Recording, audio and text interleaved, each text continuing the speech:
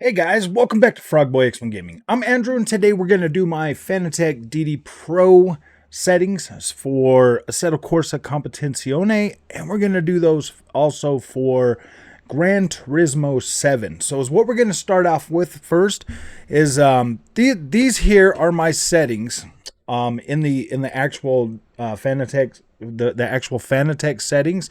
As you can see right here, I set my so with the Assetto Corsa Competizione, if you set it to 900 or 1080, I believe, it will automatically set it for every single car in the game, which is pretty cool, which is awesome. I didn't know that for a very long time. I would always go through and try to find out what steering ratio I needed for each car, but that right there should automatically just set it up for you right there. My overall force feedback strength, I usually drop this all the way down to about 70%. And the reason for that is because I have the GT7 wheel rim, which in my opinion is too small for the full 8 Newton meters of power. It just is. It's never felt right. It feels too stiff. It doesn't feel...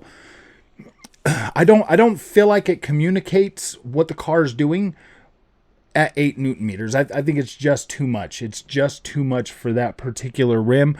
Next week I am getting the R330 with the Club Sport with the Club Sport hub. It's like $442, and that will be compatible with the Xbox. So that will essentially give me 100% compatibility all the way across the board with each one of these, with each one of the, PC, Xbox, and PS5. So I'll have complete compatibility. Won't have to worry about that anymore. That particular rim is, if you give me a second, so the 330 centimeters is the same size as this Camus direct drive wheel. So I will be using that because this here literally feels so good for me when I'm playing rally games. It just, like the size of it, the way it slides through my hand, I love it. So this is the Camus Direct Drive wheel. This is 330 millimeters. It is nice. It's all made out of steel, nice big ball bearings. This thing is a beast. So I can't wait to compare the I can't wait to compare the Camus to the new Fanatec R330 rim next week. That's gonna be pretty interesting because I love that Camus. I love that base. If I was able to use that base for Gran Turismo 7, I would have never bought the Fanatec. Straight up, I would have never bought it. That thing was perfect. I didn't have any problems with it, but I could only use that on PC. And it got to the point where I was literally only playing racing games on PC, and I was starting to miss out on a lot of stuff. And the Camus Direct Drive isn't compatible with every single game just yet. They are pretty new to the sim racing scene. They sent it out to a bunch of us YouTubers to test it out and try it and give them feedback and stuff like that. And man, I loved it. Right when I started playing with it, I fell in love. I've had a difficult time getting this Fanatec to produce that same experience, man. I'm not gonna lie. I'm not gonna lie, man. Fanatec definitely has a good name. They make a good product. There's a lot of things that I'm very happy with this Fanatec DD, but my gosh, man, I feel like I'm just chasing that Camus feeling. I'm spending another $442 for that bigger rim just so I can have that bigger rim. So let that sink in for a minute. The Fanatec experience is good, but it can cost you an arm and a freaking leg if you want to have all the stuff. So, all right, let's get back to these settings. Sorry about that. This will be followed up with an actual racing video of Assetto Corsa Competizione and some Gran Turismo 7. So, if you look right here for the natural damper. All right, natural dampers. What this setting does is, if you've ever been in your car and you're sitting there and you're stopped and you turn the wheels and you've got that friction. Okay, you've got that friction. You can feel it. It's a little bit harder to turn. If you don't have power steering, it's really hard to turn. Like, it's, oh my gosh. But if you do have power steering, then it does let you know that it's there, and you can kind of turn it, and you can feel right there in the wheel. Now that's pretty much what the natural damper does. So if you set this thing down, depending on the car you're driving, you're going to have to play around with this to get your exact feel. But I think with my truck, my Chevy Silverado, I've got it set at about 60 on this game, or on this right here. And that kind of feels... when I'm sitting in my truck and I'm turning my wheels and I'm trying to do that, you know, because I can't go run outside, jump in my truck, turn the wheel, run in here.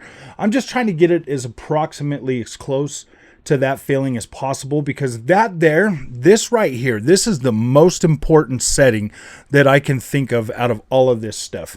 Out of all of these right here, this one's probably the one that makes the biggest difference. So when you're on the road and you're feeling like, if this is way low, your wheel's just going to flop all over the place, and it's going to feel really light and everything like that. This here will add to the heaviness of your wheel and make it feel a little bit heavier and stuff. And you don't want it to be too heavy to where you're just like, oh, trying to turn it and fight it.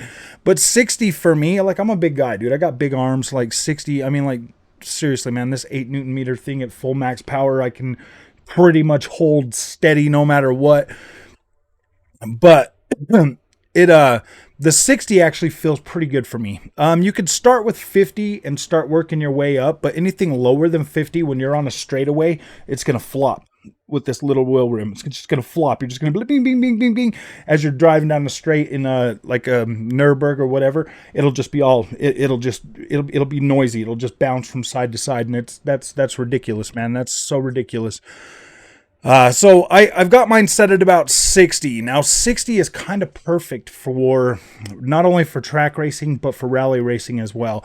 If you have this too low in rally racing, like I said, it's just going to be noisy. It's going to feel a little off, but 60 for me literally just feels perfect. You'll want to play with that. I would say don't go any lower than 50, and don't really go any higher than 75. I don't, 75 would be like the max that I would try to go. This natural friction one, this one here is influenced by the game. Normally this is set off. I've found that for the games that I play, 10 seems pretty good. They're recommending between 0 and 15%, and I figure 10 feels pretty good for me. It feels pretty good for me. I feel like it's a bit more stable, and the natural inertia under that. This will make the wheel feel heavier too. This one here makes the wheel feel heavier as well. I've got this one set on 10% as well. The FFB interpolation filter. This one here is the smoothing effects. Higher values will increase smoothing. And it'll be noisy. I got that set at 11. That's almost like directly half. Like, I just like whatever on that one. This one here, I'm still trying to really figure out if it's working or not, as well as the force feedback intensity. This one right here, it's at 100. Try to find a balance between enough. Oh wait, what does that one say? Without resulting in a noisy rattle. 0 is smooth and less rattle, but still. You know what? I don't know why that one's at 100.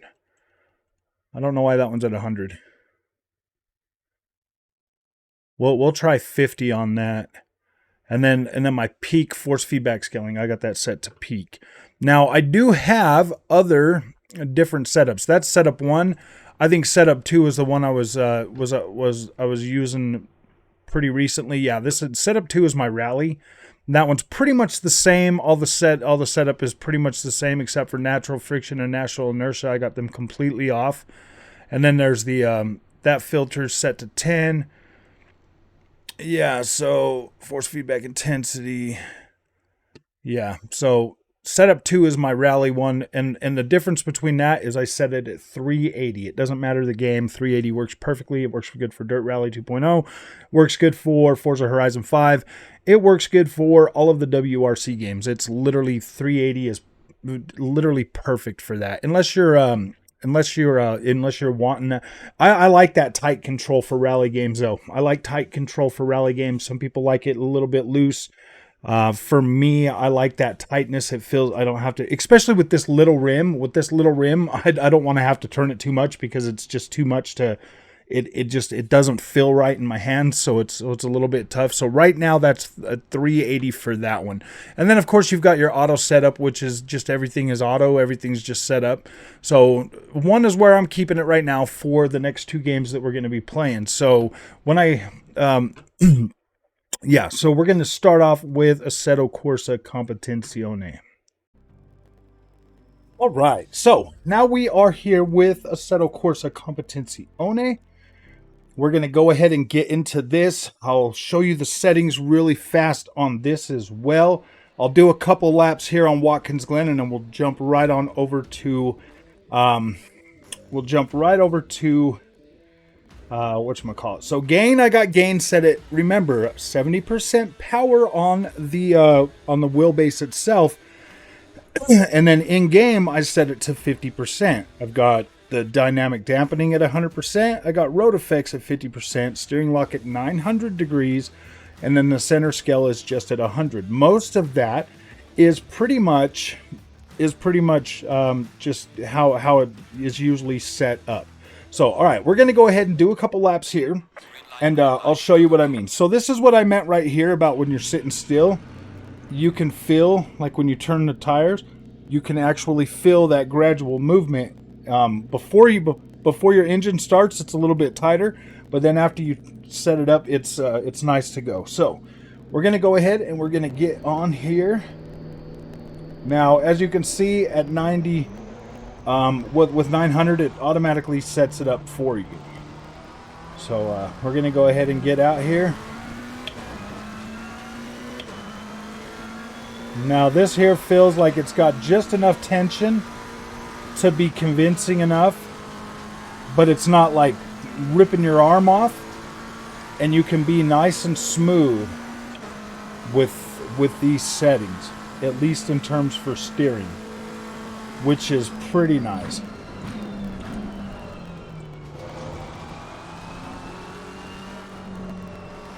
Tires are still kind of cold, so I'm not trying to beat the track up too much right now. And I picked Watkins Glen because this here is the track I was driving the most over on the PC. Setting this up between the console and the PC definitely is a little bit different. I do feel like most of that is just due to the fact that that on the console we've got 60 frames per second lock, so the 120 FPS that I'm getting on the PC just kind of has a little bit better effect when it comes to the steering and stuff. Just feels a little bit, and it looks a little bit smoother. But for the most part, it's about the same.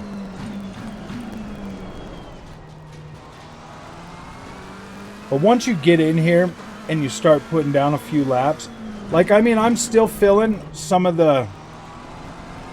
I don't know what everybody in the Fanatec world's always talking about, these it just feels better or blah blah blah. Like, I don't get what the freak they're saying about that. All I know is this does give me a good enough experience to where I'm like, yeah man, this is great. Or when they're like, yeah, you need the 8 Newton meters, the full power to really max out whatever you're feeling. To me, that doesn't feel good. It doesn't feel good when the wheel is literally yanking so hard, it feels too stiff, it feels too rigid.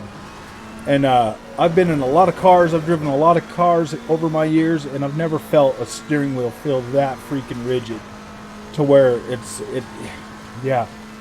this material on the wheel, you know, it's like a really solid material, so it just doesn't feel right. I don't feel like it translates the feeling that well, whereas being able to I mean, you could still feel these bumps when you go over these. Boom. Like, you could still rock all that. You'll feel like that. And I was playing around with this just yesterday over on Beam and G, and that force feedback on that, literally incredible. Feels so good. You feel every little bump and dip that you go on. So that feels pretty dang good. Now, I like Watkins Glen. This is a good track for learning, you know, getting in here and learning like some of these curves and some of this stuff. It's a really solid track. So I do recommend really picking this DLC up. Actually, I just bought this DLC for this game today.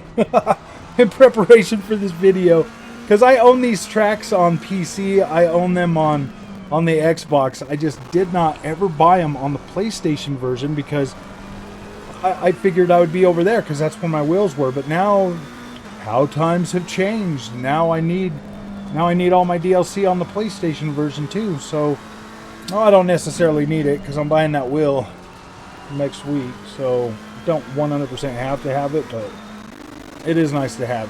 I'm going to do one more and I'm going to push it this time. I'm going to push it. I think my tires are warmed up enough.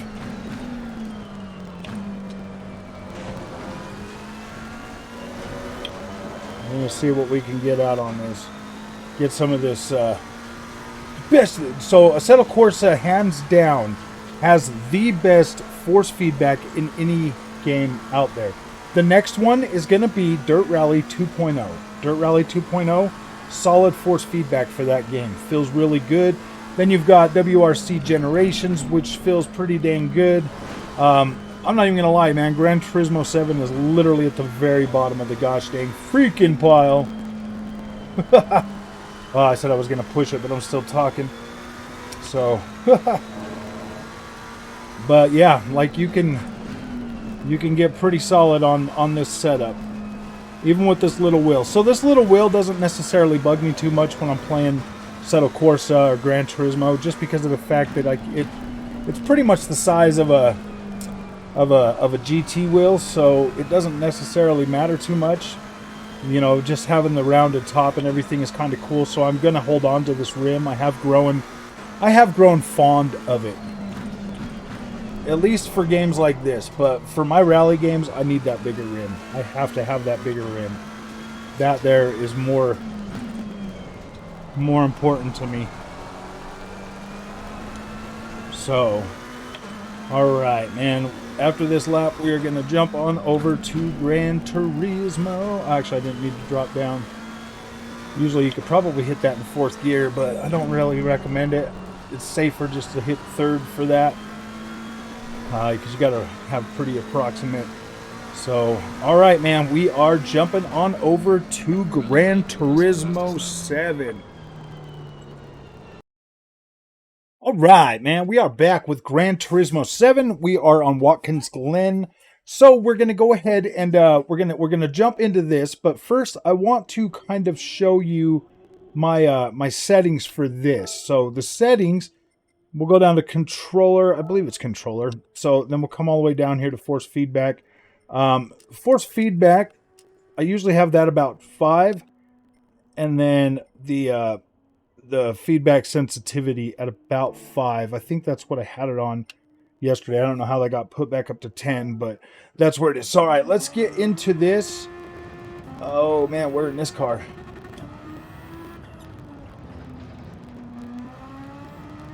Ah, yeah, I forgot about this.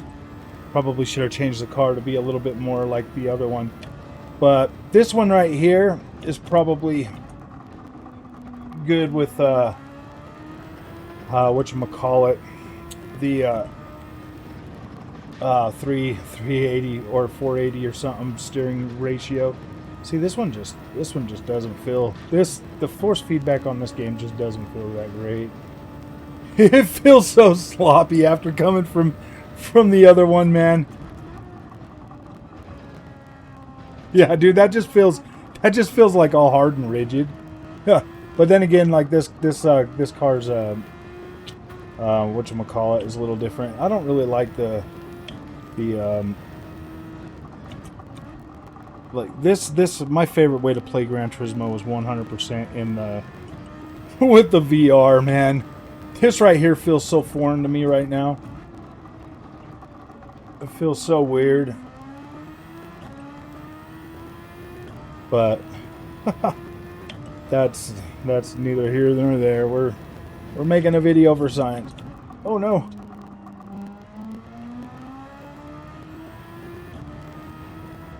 But I wish I could have had that other. I wish I would have chose a different car for this one. It would have been a little bit. So right here I could probably just coast around this one. I don't know, man. This force feedback in this game just doesn't feel right to me. If you try to turn it up any more than this, like it just feels noisy, and so I don't know. I mean, this right here is obviously doable. Still not 100% perfect, but I think that's more of the game's force feedback, because this just feels like every other game, man. Like this, to tell you the truth, I mean, Gran Turismo's force feedback feels about like Project Cars 3, Project Cars 2, like on the game anyways, or on the on the PS5 and stuff. If you play that on PC, it's a little bit different, but not much. I'm not really that big of a fan of the Project Cars force feedback either. It just doesn't feel... No. Assetto Corsa is literally the best. The best that you can get. But I mean, putting this one here side by side with Assetto Corsa Competizione, like, they both look incredible on the PlayStation 5, which is good. I mean, you can get pretty decent with this. If you want your wheel to feel a little bit heavier in this, maybe you can max out your power, but I just don't... I tried that, and it did not work for me. It doesn't feel good. No matter what you do, Gran Turismo is Gran Turismo. I mean, it seems like a pretty big waste of money to buy a pretty heavy duty wheel setup to play this, because the force feedback, man, it's not that great. Really not that great. So one more lap, and then I'll give you my final thoughts on this. This is definitely a longer video. I apologize for that, but man, this must be done. I mean, I could definitely go for some rally, but it looks like I probably need to purchase another copy of Dirt Rally 2.0 and all of its fixings for the PS5. Well, no, I don't need to do that. We went down one too many.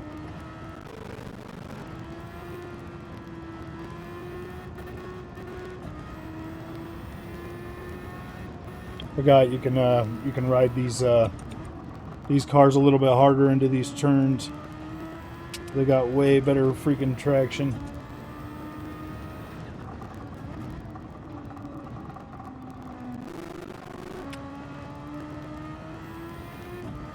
But just learning your tracks is essentially more important than a lot of things. Knowing your braking zones and when to let on and off the throttle. How'd you get out of your doggy jail? How'd you get out? Come and torment me. So yeah, that's pretty much my settings for now. I do have some other settings. I think I was posting on the thing. These are my updated settings. So, all right, my friends, if you guys like this content, don't forget to like and subscribe. This has been awesome. I love playing these games.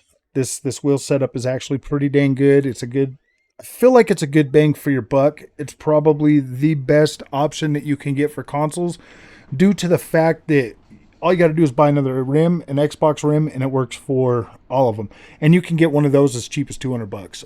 So anywhere else, you have to go for a whole new base and all that, and then you got to swap bases, where this, you can just swap the wheels. So, all right, man. If you guys like this content, don't forget to like and subscribe, and I will see you in the next one.